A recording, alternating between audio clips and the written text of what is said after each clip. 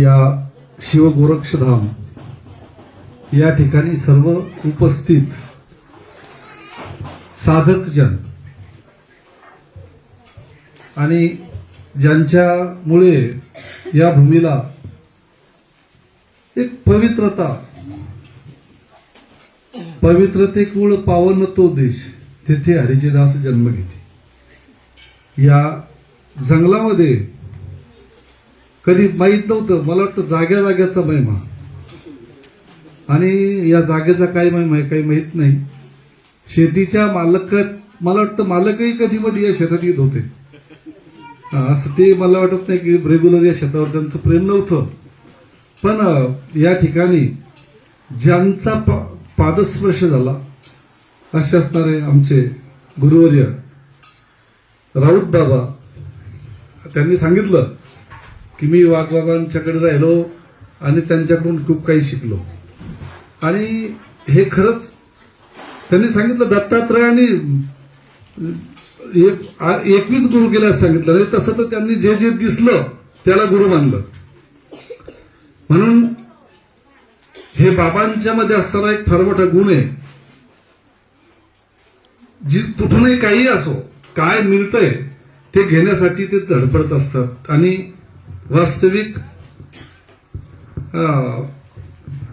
त्यांनी आपल्याला मोठेपण द्यावं इतके मोठे आपण नाही. पण आता साहजिक आहे, त्यांचं मन, त्यांचं हृदय मोठं आहे.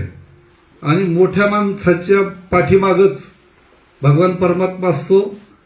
आणि मला वाटतं ज्याच्या सोबत भगवान परमात्मा असतो तो दर्शनी पुरुष असतो.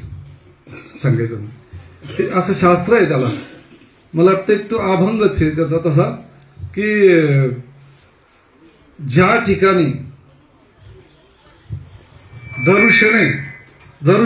ज्यांच्या दर्शनामुळं देवाची प्राप्ती होते, भगवान परमात्मा ज्याच्या दर्शनामध्ये मिळतो असे पुण्य पुरुष असतात. आणि म्हणून मला स्तुती करणं आवडत नाही बाबा, तुम्ही मला काही म्हणा, पण स्तुती करत नाही. पण आता त्याला नाईलाज होतो कधी कधी. मग नाही स्तुती केलं तर का आता या ठिकाणी माझं वर्णन सांगू, तुम्ही काही माझ्यामुळे या ठिकाणी आले नाही, मूळ याच जे आहे नाही. म्हणून ज्यांच्यावर आपण प्रेम करतो म्हणूनही या ठिकाणी आलो नाही. उगाच आपलं नाही महाराजांबद्दल आमचं लय प्रेम आहे, नाही. आणि माझंही तुमच्यावर लय प्रेम आहे असं अजिबातच नाही. अहो सारे स्वार्थी लोक आहेत महाराज. आपण स्वार्थ हा उद्देश डोळ्यासमोर ठेवून आपण या ठिकाणी आलो नाही. प्रत्येकाला साहेब पण आले वा. भरपूर मंडळी, आमची वारकरी मंडळी या ठिकाणी बरीच जोडल्या गेली, बरीच. पण योगायोगानं बाबाच म्हणतात की तुमच्यामुळं ही मंडळी जोडल्या गेली, माझ्यामुळं ते त्यांचं मोठेपण आहे बाबाजींचं. योगायोगाने मलाही सुद्धा खूप त्रास झाला, खूप. आणि मला त्रास झाल्यानंतर मला तर असं वाटलं होतं एक दिवस की आपली इथली यात्रा संपली. झालो, एक वस्तुस्थिती या ठिकाणी मी सांगतो तुम्हाला. संपलो एक दिवस तर म्हटलं नक्की गेलो आता. पण योगायोगाने काहीतरी शिल्लक होतं म्हणून यांना यावंच लागलं. हे आले नाही, यांना यावंच लागलं, कारण ते काहीतरी शिल्लक असेल आमचं. म्हणून बाबाजी आले आणि माझं पूर्णपणे अन्नावरचं असणारं जे हे अन्नाबद्दल मला जे प्रेम होतं, खावत होतं, ते पूर्ण बंद झालं होतं. अन्नपाणी बंद झालं होतं. पण बाबाजी ज्या दिवशी आले त्या दिवशी त्यांच्या सोबत मी त्यांच्यापेक्षा एक पोळी शिल्लक आहे. आणि तेव्हापासून कोणीतरी जीवनामध्ये भगवान परमात्मा दिसत नाही आणि ते म्हणतात मी देव नाही.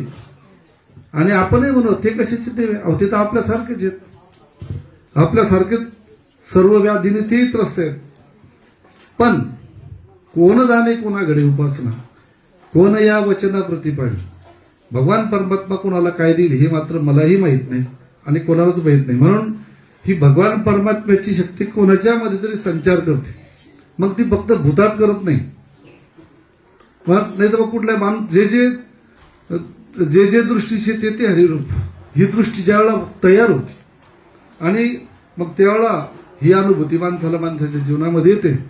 अगदी त्याच न्यायाप्रमाणे मला माझा अनुभव आला. आणि तुम्ही पण सर्व या ठिकाणी जे आलेत, तुम्हाला काम नाही म्हणून तुम्ही असे आले असं मला वाटत नाही की चला मग आज काही काम नाही आणि इथं कुणीतरी येते म्हणून नाही. पण या सद्यस्थितीमध्ये माणसाला बाह्य समाधान सुख फार मोठ्या प्रमाणात उपलब्ध झालं. याचं कारण पैशाला काही फार महत्व राहिलं नाही. साहेब पैसा फार आहे आणि पैशामुळे माणसाला असं वाटत नाही की मला कोणत्या गोष्टीची गरज आहे. पैशामुळे माणसाला वाटतं मी पूर्णपणे स्वावलंबी आहे. पैशामुळे माणसाला वाटतं माझ्यापेक्षा श्रेष्ठ या जगात कोणी नाही. पण परिणाम असा झाला, हा पैसा देत असताना भगवान परमात्म्याने तसं हा देह दिला. हा देह देत असताना भोगे रोगे जोडून या दिले. आणि का आपलं कसं वाटतं वा वा वा वा चांगला मनुष्य देह मिळाला. पण याच्याबरोबर एक भगवान परमात्म्याने असं नाही दिला की भगवान परमात्म्याने तुम्हाला जन्माला घातलं 80 वर्षाचं आयुष्य किंवा 100 वर्षाचं आयुष्य, तुम्हाला दवाखान्याची गरज नाही, तुम्ही गॅरंटेड जगणार. मनुष्य कसा वागला असता महाराज? नाही. इथे क्षणाचा विश्वास नाही, क्षणामध्ये काय होईल. अगदी त्यामुळंच एवढा पैसा असूनही आज कोणीच समाधानी नाही, अजिबात समाधानी नाही. अनंत यातना, अनंत व्याधी, नाना प्रकारच्या एकमेकाच्या मत्सराच्या, आपली स्वयं तशी झालेली वृत्ती आणि आपल्या वृत्तीत झालेले बदल हे आपल्याला दुःख देऊन राहिले. काही खरं नाही. कोणाला काही, कोणाचा हात, कोणाचा पाय, कोणाचा डोळा, कोणाला ऐकू येत नाही, कोणी कोणाशी नीट बोलत नाही. एका घरात पैसा असूनही माणसं सुखानं राहत नाहीत. कोणीतरी बाप घरातून आला तर मुलगा त्याच्याकडे वैरासारखं पाहतो, मुलगा आला तर बाप त्याच्याकडे चांगल्या भावनेनं पाहत नाही, सासू सुनाचं पटत नाही. म्हणून सर्व दुःखी लोक या ठिकाणी बाबाजी तुमच्या चरणी आलेले आहेत. आणि भक्त बाबाजींच्या चरणी तर आपण ही प्रार्थना करूच, पण बाबाजीच्या हातून या आलेल्या सर्व जीवांना जो जे वांछिल तो ते लाव प्राणीला सर्वांना सुख समाधान प्राप्त हो, एवढीच मी इच्छा व्यक्त करतो आणि थांबतो.